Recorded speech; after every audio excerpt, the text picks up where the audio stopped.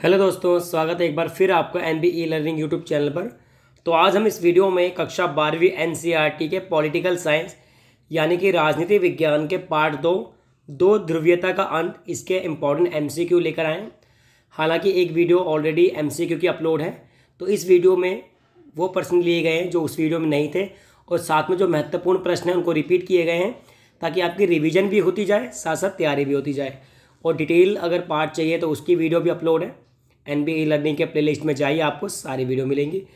और साथ में एनबीई लर्निंग एक ऐसा प्लेटफॉर्म है जो आपके लिए 12वीं कक्षा के लिए सभी विषयों पर महत्वपूर्ण जो सामग्री होगी वो अपलोड की जाएगी ताकि आपकी परीक्षा में अच्छे अंक आए। तो वीडियो को अंत तक देखें। वीडियो पसंद आती है तो लाइक और शेयर करना बिल्कुल ना भूलें, और जो साथी पहली बार जुड़े हैं चैनल को सब्सक्राइब करेंगे और बेल आइकन को प्रेस करेंगे। तो शुरुआत करते हैं चैप्टर की दो ध्रुवीयता का अंत। प्रश्न नंबर 1, समाजवादी सोवियत गणराज्य कब अस्तित्व में आया, यानी किस वर्ष यूएसएसआर अस्तित्व में आया? 1917। B is the right answer. तो आपको क्वेश्चन को बार बार पढ़ना है और उसके सही उत्तर को याद करना है, क्योंकि जो गलत ऑप्शन है जो ए सी डी दे रखे हैं, हो सकता है वो 21, 22, 23 भी दे रखा हो, तो इसलिए आपको सही उत्तर पर फोकस करना है, साथ में प्रश्न पर फोकस करना है। आगे बढ़ते हैं। शीत युद्ध का सबसे बड़ा प्रतीक किसे माना गया है? तो किसे माना गया? बर्लिन की दीवार को। A is the right answer. Berlin की दीवार कब गिराई गई? तो 9 नवंबर 1989 को गिराई गई बर्लिन की दीवार, जो कि 28 सालों तक खड़ी रही है। ठीक है, 28 सालों तक ये दीवार खड़ी थी। 150 किलोमीटर से भी अधिक लंबी ये दीवार है जो 9 नवंबर 1989 को गिराई गई। प्रश्न नंबर 4, जर्मनी का एकीकरण कब हुआ? जर्मनी का एकीकरण हुआ द्वितीय विश्व युद्ध के बाद। B is the right answer. Second world war के बाद जर्मनी का एकीकरण हुआ। प्रश्न नंबर 5 की ओर बढ़ते हैं। निम्न में से कौन सा देश दूसरी दुनिया के देशों से संबंधित नहीं है? यानी कि आपको पता है पूरी दुनिया को 3 भागों में बांटा गया था। पहली दुनिया पूंजीवादी देश, दूसरी दुनिया साम्यवादी देश, तीसरी दुनिया जो अफ्रीका और एशिया के नव स्वतंत्र देश थे वो थे। तो अमेरिका नहीं है, क्योंकि अमेरिका पहली दुनिया संबंधित देश है, यानी D is the right answer.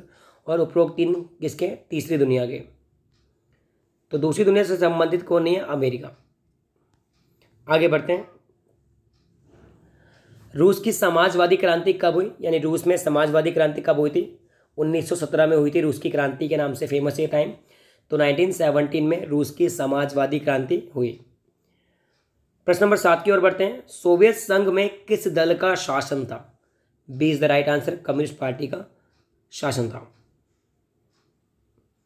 प्रश्न नंबर 8, सोवियत संघ कितने गणराज्यों को आपस में मिलाकर बनाया गया था? यानी कितने कंट्रीज को मिला के सोवियत गणराज्य यानी यूएसएसआर कितने कंट्रीज को मिलाकर बना था? 15 कंट्रीज को मिला के बना था। D is the right answer. Next question,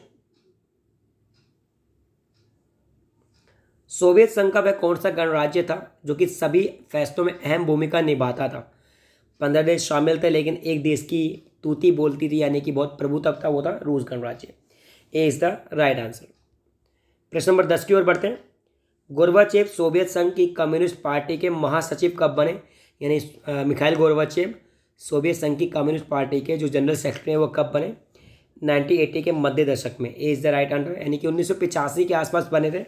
तो दशक मतलब 10 सालों का टाइम होता है, यानी 1980 से 1990 के बीच के टाइम को दशक बोला जाएगा। तो 1980 के दशक में मिखाइल गोर्बाचेव कम्युनिस्ट पार्टी के महासचिव बने। प्रश्न नंबर 11, सर्वप्रथम सोवियत संघ से अलग होने वाले कौन कौन से गणराज्य साथ चाहते थे? यानी कि कौन कौन से गणराज्य अलग होना चाहते थे एक साथ? तो ये तीनों थे, रूस, यूक्रेन, बेलारूस, यानी कि D is the right answer. ये सबसे पहले कंट्री यही आज़ाद हुए थे जो सोवियत संघ से अलग हुए थे। प्रश्न नंबर 12, CIS की फुल फॉर्म। तो ये परीक्षा में आ चुका है क्वेश्चन। CIS है कॉमनवेल्थ ऑफ इंडिपेंडेंट स्टेट, यानी कि B is the right answer. ठीक है, Commonwealth of Independent State CIS। प्रश्न नंबर 13 की ओर बढ़ते हैं।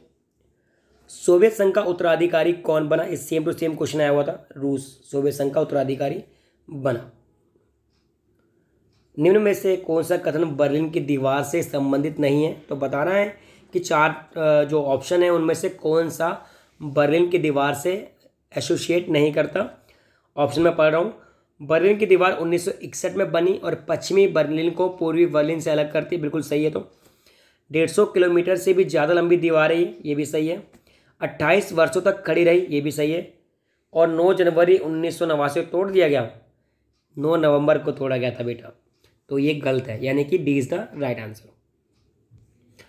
प्रश्न नंबर 15 की ओर बढ़ते हैं। यूएसएसआर का पूरा नाम क्या है? यूएसएसआर का पूरा नाम है समाजवादी सोवियत गणराज्य, यूएसएसआर। ठीक है, union of Soviet socialist Republic. ठीक है, इंग्लिश में भी याद कर सकते हैं, union of Soviet socialist Republic यानी समाजवादी सोवियत गणराज्य। प्रश्न नंबर 16 की ओर बढ़ते हैं। पेरेस्ट्रोइका यानी पुनर्गठन, ग्लासनोस्ट यानी खुलेपन की नीति का संबंध किस नेता से है? यानी कौन सा नेता ये दो नीतियां लेकर आया? तो मिखाइल गोर्बाचेव लेकर आए थे, यानी कि बी, पूरा नाम इनका मिखाइल गोर्बाचेव। ठीक है बेटा, आगे बढ़ते हैं। बर्लिन की दीवार के संबंध में निम्नलिखित कथनों में से कोई गलत है। कौन सा गलत है वो देखना है। तो अब बर्लिन की दीवार के आपको सारे पॉइंट याद हो गए होंगे कि 1961 में बनी, 150 किलोमीटर लंबी थी, 28 सालों तक खड़ी रही, 9 नवंबर 1989 को तोड़ा गया। और एक गलत दे रखा है इसमें, क्या है वो? बर्लिन की दीवार शांति का प्रतीक थी। बिल्कुल नहीं, ये शीत युद्ध के दौरान बनी थी। ये दो अलग अलग दुनिया का प्रतीक थी, शांति का प्रतीक बिल्कुल नहीं थी। प्रश्न नंबर 18 की ओर बढ़ते हैं। व्लादिमीर लेनिन के संदर्भ में निम्नलिखित कथनों पर विचार कीजिए और बताएं कौन सा कथन उनके बारे में गलत है। यानी इन 4 पॉइंट में से एक कथन व्लादिमीर लेनिन के बारे में गलत है, वो देखते हैं कौन सा है। तो ऑप्शन है आपके सामने।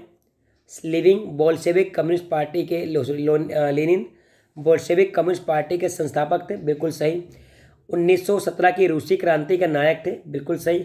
लेनिन का योगदान सोवियत संघ में अधिक नहीं था, तो ये गलत है बेटा। और देख लेते हैं आगे। लेनिन सोवियत समाजवादी गणराज्य के संस्थापक अध्यक्ष थे, बिल्कुल सही। तो सी इज द राइट आंसर। ठीक है, प्रश्न नंबर 19 की ओर बढ़ते हैं। सन 1991 में 3 देशों ने सोवियत संघ की समाप्ति की घोषणा करी। वो 3 देशों के नाम बताने, तो यूक्रेन, रूस, बेलारूस, ये तीनों हैं। यूक्रेन, बेलारूस और रूस, इन तीनों देशों ने सबसे पहले अपने आप को आज़ाद घोषित किया और संयुक्त सोवियत संघ को एंड, यानी शीत युद्ध के दौरान क्या हुआ था? सोवियत संघ का विघटन हुआ था। प्रश्न नंबर 20 की ओर बढ़ते हैं। सोवियत संघ का विघटन कब और कितने गणराज्यों में हुआ? यानी सोवियत संघ का विघटन कब हुआ और कितने गणराज्यों में हुआ? तो 1991 में हुआ, 15 गणराज्यों में हुआ। A is the right answer.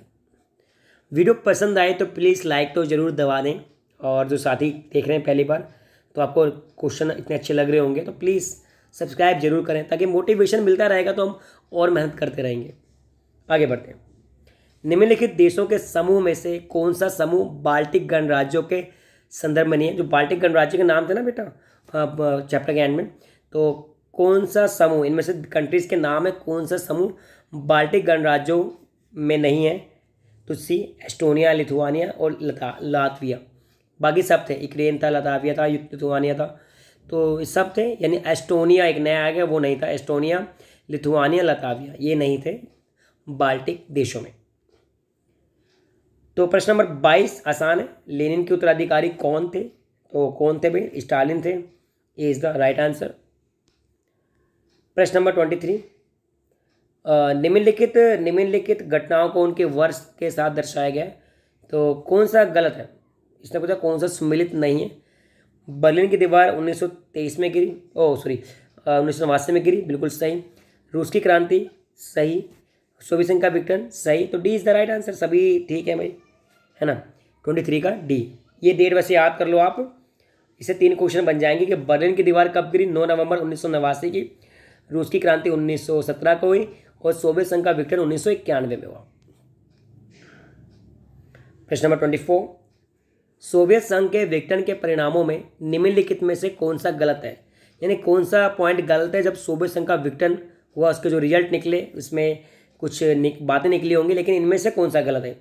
हथियारों की होड़ में कमी आ गई, ये तो सही है।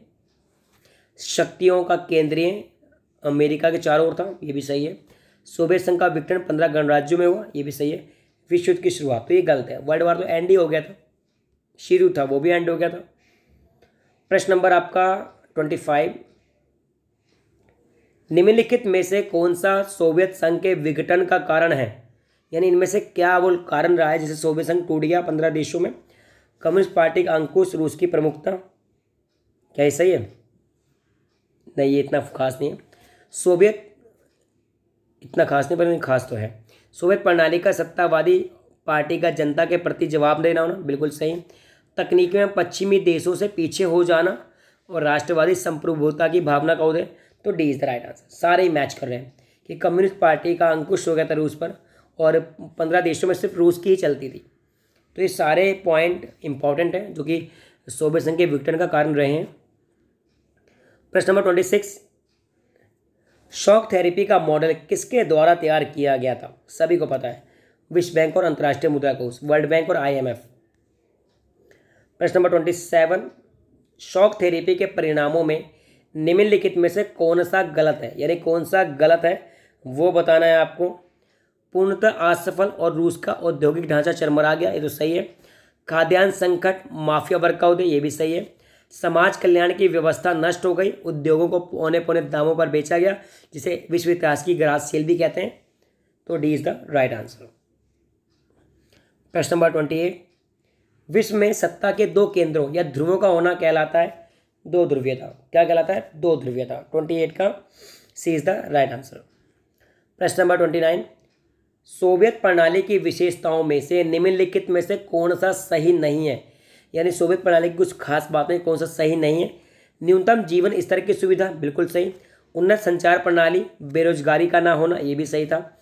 नियोजित अर्थव्यवस्था, कम्युनिस्ट पार्टी का दबदबा, यानी D is the right answer. तो ये सारे कारण हैं जो कि सारी विशेषताएं ये तो सोवियत प्रणाली की विशेषताएं रह चुकी है।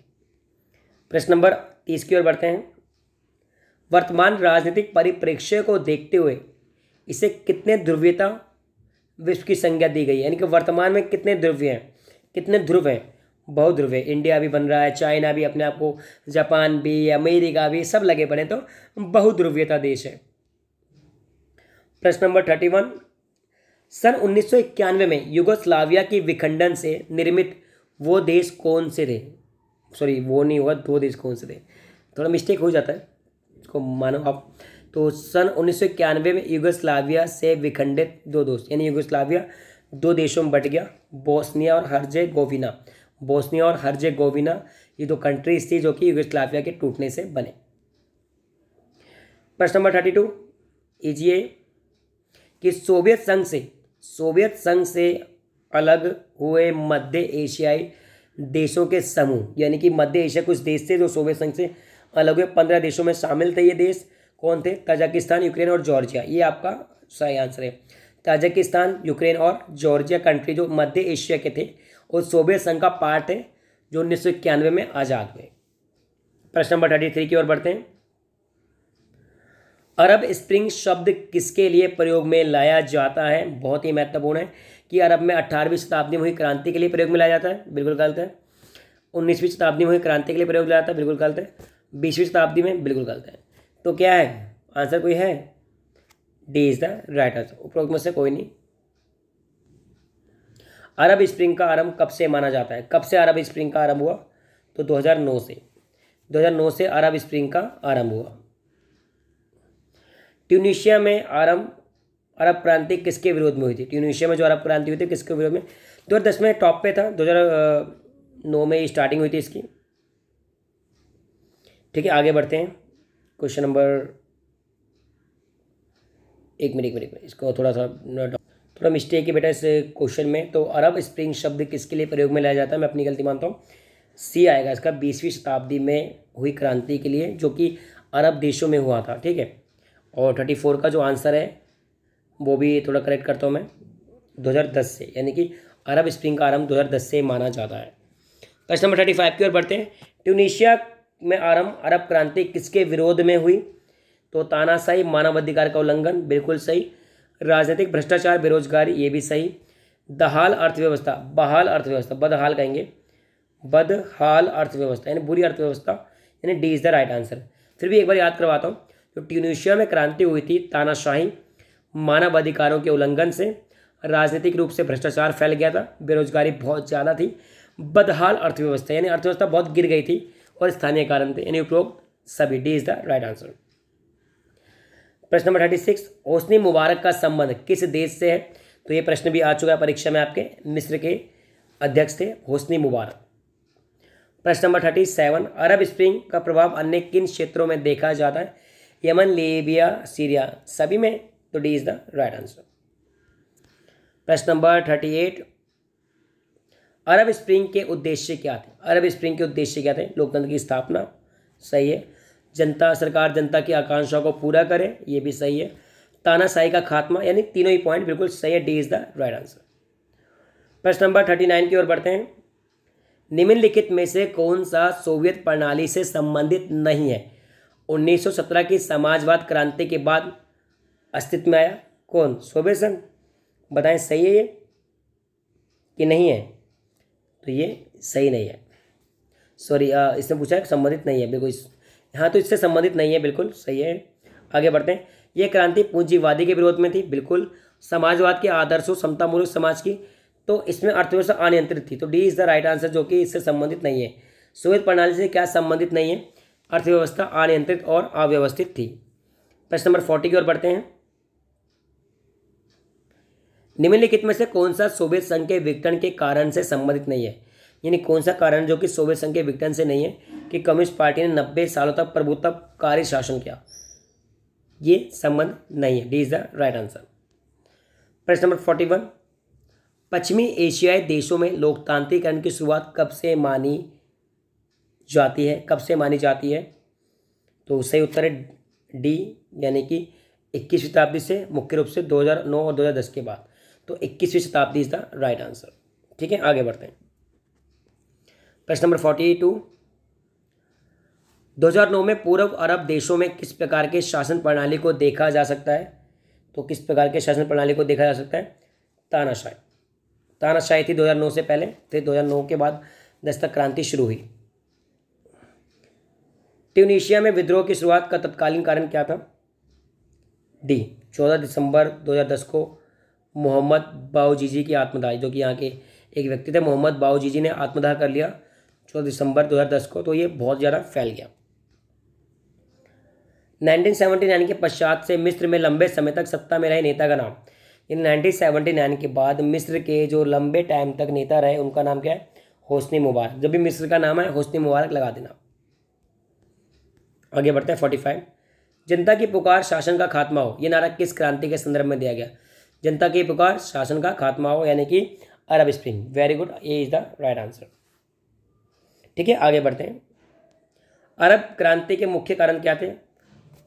वहाँ की सरकारों में असंतोष, आर्थिक असमानता, तानाशाही, मानवाधिकार, राजनीतिक भ्रष्टाचार, बेरोजगारी, ये सभी। तो बेटा ये क्वेश्चन के 3 पॉइंट आपको रटने पड़ेंगे। अरब क्रांति के मुख्य कारण क्या है? वहाँ की सरकारों से असंतोष एवं आर्थिक समानता थी, तानाशाही, मानव अधिकार उल्लंघन, राजनीतिक भ्रष्टाचार, ये सब। और 2 क्वेश्चन थे उनको भी ठीक करता हूँ मैं, कि जो अरब स्प्रिंग की जो शुरुआत थी वो 21वीं शताब्दी में हुई थी, क्योंकि 2000 के बाद जब 2001 शुरू होता है, 2 शुरू होता है, तो वो 21 शताब्दी में काउंट होते हैं। 2000 से लेके 2099 तक 21वीं शताब्दी चलेगी हमारे देश में क्या पूरे वर्ल्ड में, तो 21वीं शताब्दी में हुआ था।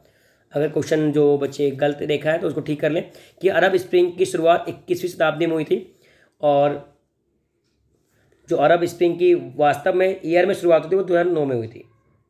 ठीक है, ये पॉइंट आप याद कर लेंगे। आगे बढ़ते हैं। क्वेश्चन नंबर जो 34, 35 है उसमें ठीक कर लेंगे। अब क्वेश्चन नोट कर लेंगे कि 2009 में अरब स्प्रिंग शुरुआत हुई, और अरब स्प्रिंग जो शताब्दी की बात करेंगे तो 21वीं शताब्दी में शुरू हुआ। प्रश्न नंबर 47, सोवियत प्रणाली के अनुसार राज्य की प्राथमिकता क्या थी? समाजवाद की स्थापना, साम्यवाद की स्थापना, किसकी स्थापना थी भाई? समाजवाद की स्थापना। ए इज द राइट आंसर।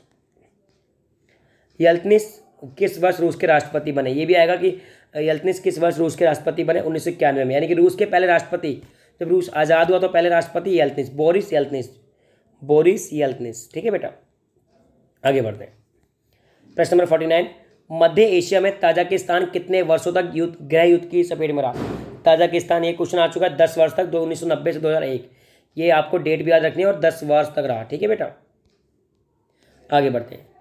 निम्नलिखित में से कौन सा कथन शॉक थेरेपी का परिणाम नहीं है? समाज कल्याण की पुरानी व्यवस्था नष्ट हो गई, बिल्कुल सही। उद्योगों में निजी क्षेत्रों में बड़ा बेचा गया, ये भी सही है। रूसी मुद्रा रूबल में नाटकीय वृद्धि हुई। वृद्धि कहाँ हुई थी बेटा? कमी हुई थी ना। तो सी इज द रॉन्ग, यानी इसमें राइट आंसर माना जाएगा। सी इज द राइट आंसर। तो बाकी सब ठीक है, एक सी वाला गलत है। प्रश्न नंबर 51, निम्नलिखित में से कौन सा एक बाल्टिक गणराज्य नहीं है? बाल्टिक गणराज्य कौन सा नहीं है? वो है आपका यूक्रेन, राइट आंसर। सोवियत प्रणाली किस विचारधारा पे? तो आपको रट गया होगा किस विचारधारा पे? समाजवादी विचारधारा पे। रूस के किन दो गणराज्यों में अलगाववादी, यानी कि हम अलग होना चाहते हैं, अलगाववादी आंदोलन चले थे? उज्बेकिस्तान और दागिस्तान में चले थे। उज्बेकिस्तान और दागिस्तान में चले। आगे बढ़ते हैं। प्रश्न नंबर 50, कलर्स को चेंज करता हूँ मैं एक बार। हाँ बिल्कुल सही। ठीक है, तो 1991 में सोवियत संघ में तख्ता पलट का विरोध करने के लिए राष्ट्रीय नायक के रूप में उभर कर आने वाला व्यक्ति, यानी कि 1991 में जो तख्ता पलट हुआ उसमें जो जिसने महत्वपूर्ण भूमिका निभाई वो कौन थे? Boris Yeltsin. ठीक है। 55वां क्वेश्चन, निम्न में से कौन सा सोवियत राजनीतिक प्रणाली की विशेषताओं से संबंधित है? तो सही उत्तर है डी, यानी कि कम्युनिस्ट पार्टी को प्राथमिकता देना। तो सोवियत प्रणाली की विशेषता, ये क्वेश्चन पहले भी आ चुका है, अन्य किसी भी राजनीतिक दल को स्वीकार नहीं करता ये। शासन द्वारा नियंत्रित नियोजित अर्थव्यवस्था, यानी कम्युनिस्ट पार्टी क्या होता है? एक ही पार्टी जहाँ पे हो। D is the right answer. 56, Berlin की दीवार के संबंधित निम्नलिखित कथनों में से एक सही नहीं है। ये तो याद हो गया होगा कि 9 ये सही है, बिल्कुल 9 नवंबर को तोड़ा गया, और ये पूंजीपाती और साम्यवादी का प्रतीक थी, ये भी सही है। इसका निर्माण द्वितीय विश्व युद्ध के बाद हुआ, ये भी सही है। ये जर्मनी के दोनों भागों के एकीकरण का प्रतीक था, बिल्कुल गलत, दोनों के अलग अलगपन का प्रतीक था, यानी जर्मनी के विभाजन का प्रतीक था बेटा, एकीकरण का प्रतीक नहीं था। 57वां क्वेश्चन, सोवियत व्यवस्था के निर्माताओं ने निम्नलिखित में से किसको महत्व नहीं दिया?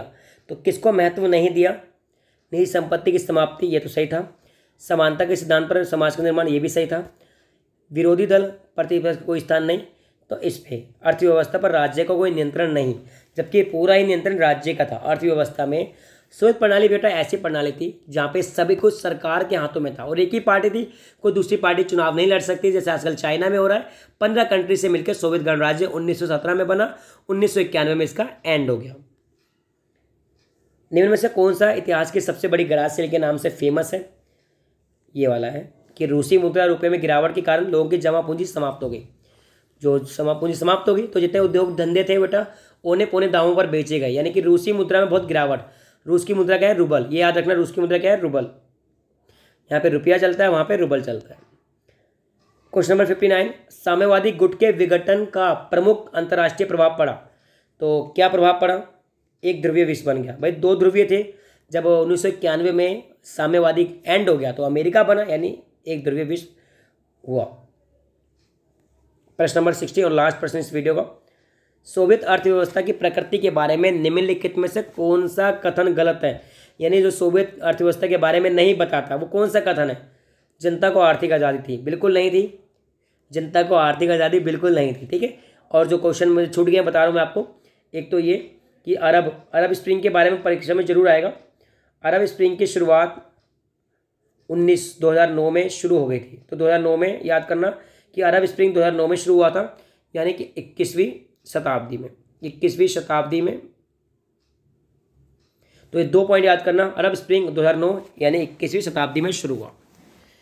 ठीक है, अगर वीडियो पसंद आती है तो एनबीई लर्निंग को सब्सक्राइब करें, शेयर करें और दोस्तों को कहें कि इससे पढ़ाई करें। ठीक है, एनबीई लर्निंग के जुड़ने के लिए आपका बहुत बहुत धन्यवाद। Thank you so much for watching this video.